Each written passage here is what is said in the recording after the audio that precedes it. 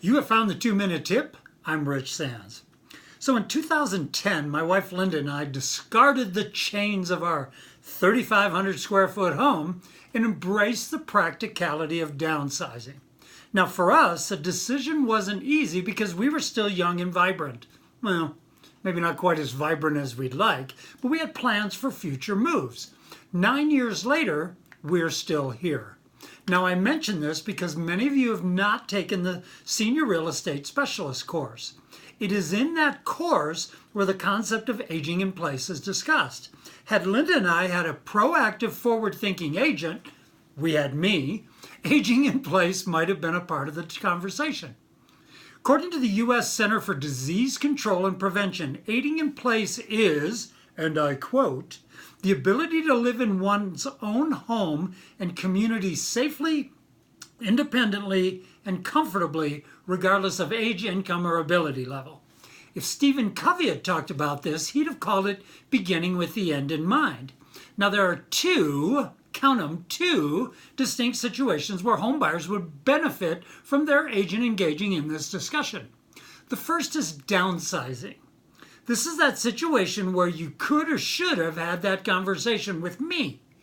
When a baby boomer is downsizing, it is entirely possible that they're considering the purchase as their final one.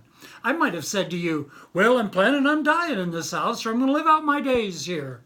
This is what a buyer once told me, and if that was indeed the case, I should have launched into explaining aging in place. If my 68-year-old buyer expects to be in a home as he ages, they need to think about how the home they're buying is going to work for them when they're 78 or 88 or older. This should considerably change the way they look at a potential dwelling. Obviously, it's much easier to pick the right home up front than be forced to modify a home when you're in your 80s. The second instance where you should have this discussion with your buyer is vacation to retirement. Now, while the economy is good, a whole lot of people choose to buy second homes or vacation homes. Here's another scenario where you could bring up aging in place. Let's say I have you helping me find a vacation or getaway place. Chances are, my goal is that I'm going to use it periodically, rent it occasionally. And by the way, when I mention that, you should be talking to me about investment rental part of a home and that I should discuss that with my tax advisor. But if, however, I allude to the possibility of retiring in that home or somehow making it my personal residence, bingo, it's aging in place discussion time. What I might put up with in a house that I'm renting or I'm occasionally dwelling in is going to be considerably different than what I'd actually want to live in. So you need to help me with that discussion up front.